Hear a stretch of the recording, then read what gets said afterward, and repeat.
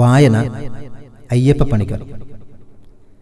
തലയേക്കാൾ തൊപ്പിയെ മാനിക്കുന്നവരും ഇന്ദ്രിയങ്ങളെക്കാൾ കൃത്രിമമായ ഇന്ദ്രിയ സുഖങ്ങൾ മോഹിക്കുന്നവരുമായ ആധുനിക സമൂഹത്തെ പരിഹസിക്കുകയാണ് വായന എന്ന കവിതയിൽ.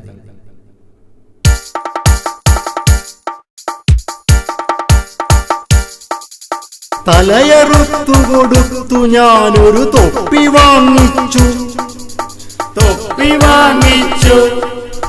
ചെവി ചെത്തിക്കൊടുത്തു ഞാനൊരു റേഡിയോ വാങ്ങി, കണ്ണു ചൂഴ്ന്നു കൊടുത്തു ഞാനൊരു വിളക്ക് വാങ്ങിച്ചു, കൈകൾ വെട്ടിക്കൊടുത്തു ഞാനൊരു വാച്ചു വാങ്ങിച്ചു,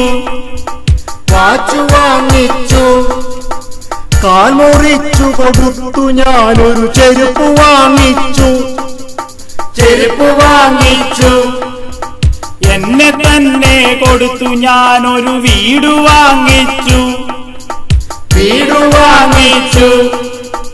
തൊപ്പിയുമിട്ട് റേഡിയോ വച്ച് വിളക്കും കൊളുത്തി വാച്ചും കെട്ടി ചെരുപ്പുമിട്ട് തൊപ്പിയുമിട്ട് റേഡിയോ വച്ച് വിളക്കും കൊളുത്തി വാച്ചും കെട്ടി ചെരുപ്പുമിട്ട്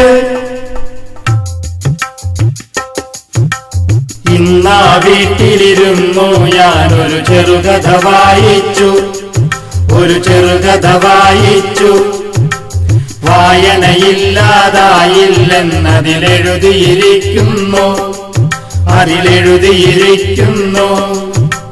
വായനയില്ലാതായില്ലെന്നതിലെഴുതിയിരിക്കുന്നു.